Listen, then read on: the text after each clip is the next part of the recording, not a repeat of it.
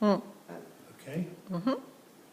Well, my father had 5 siblings, and my mother had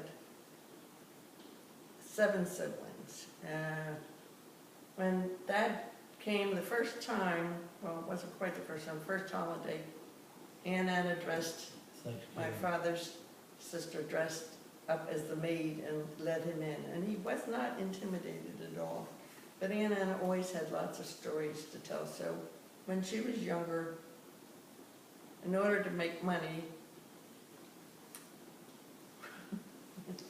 they would call her Horseshit Annie, because she would go along and pick up the horses' droppings and sell them, I guess, for fertilizer. Do you mind if I tell you what my version was? She would get mad at people. And she got so mad one day that the only thing she could think of was to go out on the street and pick up, Oh, I don't think that's, maybe that's what the story was, pick up manure, and she would put it on the windowsill. So, that was her way of dealing. No, but Aunt Anna told me she could read tea leaves, so, and then she read my hand and the lines in my hand, and she told me what my future would be. So she told me that there was going to be a new baby in the family by reading my hand, with the lines in my hand. So sure enough, 4 months later, there was a new baby in the family. So I thought she was clairvoyant. The baby was Ellen, but I was 10 years old at the time. That's one of many funny stories, but. So we always had a good time. Aunt Katz, Uncle Tom, Aunt Katie and Uncle John. They were on my father's side, Aunt Anna, Uncle Tommy and Aunt Margaret. And Aunt Helen Gooderly, who was babysat for us many a time, my father's sister, was a great lady. She played the piano in the silent movie theater, for the silent movies, when she was a youngster. She was extremely good-natured and a wonderful, wonderful babysitter. And the McDermotts lived in South 6th Street near Sacred Heart. And my father took the ferry across the river to go to St. Joe's Prep College and Jefferson. There was no bridge at the time or a car. So they made many sacrifices. And my mother was born in Port Richmond in Philadelphia, had pneumonia when she was a baby, so they moved out to the country to Mequon, near Conshohocken in Lafayette Hill. And she went through St. Matthew's grade school and high school, and her father took sick.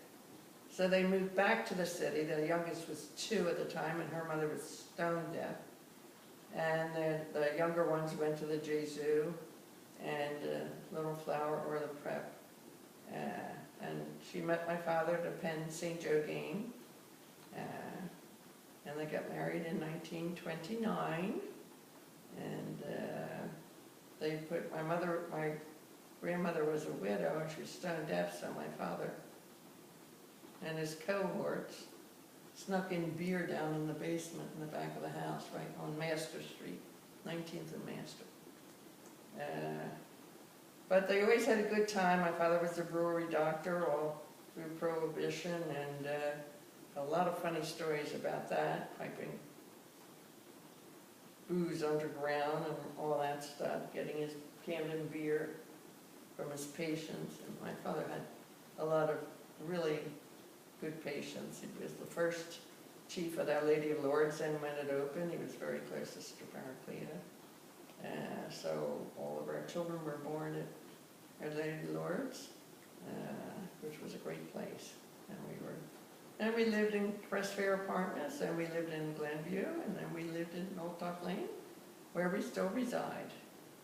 And then we outgrew the house in my parents' house in Stone Harbor rather quickly, so we bought in Avalon. So both moves were very, very, very good and wise moves that we made. So we've been very lucky over the years, and a lot of funny stories to tell. Aunt Kat's and Uncle Tom always were so much fun, and Aunt Anna too. I mean, they all just really knew how to have a good time. So, and then we had family picnics, first up at Lafayette Hill, then at the Guinans. They lasted for a long time. We have great pictures from there. Actually, I think the original family picnic started down in Blackwater, Grenlock. Then they moved up to the Guinans. And then they stopped for a while because the Guinans were in the nursing home. And then Terry and Glenn start them up again down in Bosgrove, where they lasted for about 10 years. So that was a great way of getting family together. All the cousins, all the extended family. And I think everybody has a lot of good memories of all those picnics. You know, both the old ones and the newer ones. And so here we are, sitting in rainy Avalon, about to go out to dinner for our whatever anniversary, forget, 58th. 58th anniversary. And we're going to the Flying Horse in Avalon, and we should have a good time. Terry's going with us. Sean went to work, and it's been a good life, I will have to tell you. It's been a good life. And we've been very blessed with, overall, with good health. We really have been. So, been very lucky. Oh, that takes care of that. I can't think of any other funny stories, but I'm sure there are some funny stories. I'll think of them when I'm in bed tonight.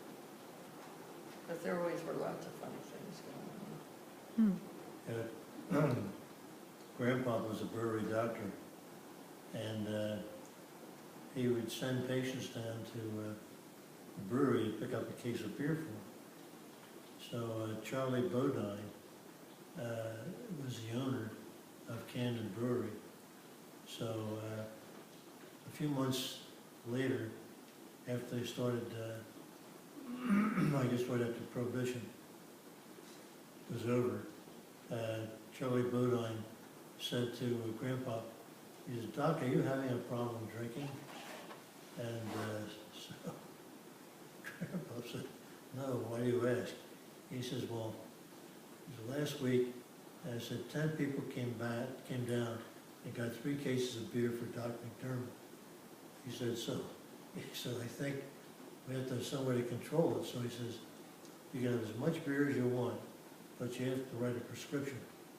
So Grandpa would give me a prescription, give bearer 2 cases of beer, and I would go down to the loading dock in South Camden and present the prescription to the guy in the loading dock. He'd open up the trunk, throw a couple cases of beer in, and away I would go. But Grandpa had some wonderful stories. He had characters in his practice. You know, you can imagine people that work in a brewery, they all drink.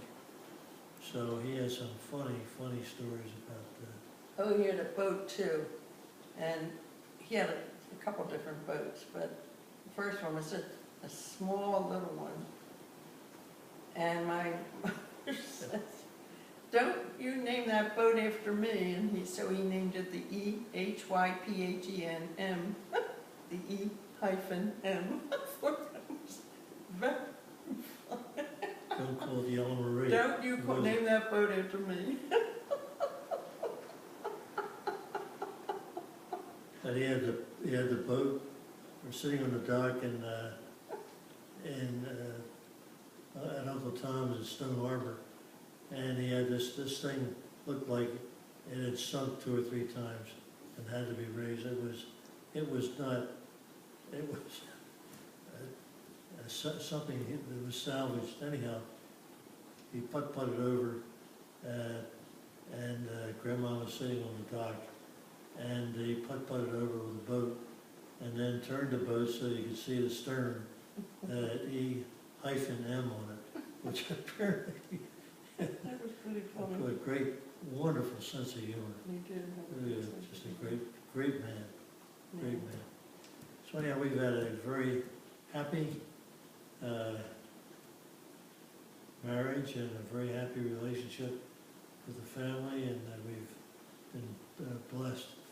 And I have to say that the McDermotts have been a wonderful wonderful group of people to know and to be welcomed into.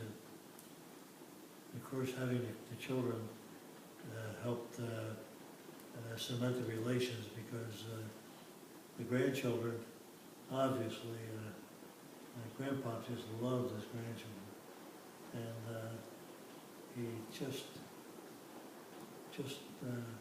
very warm, great sense of humor, and just a good guy. Very lucky.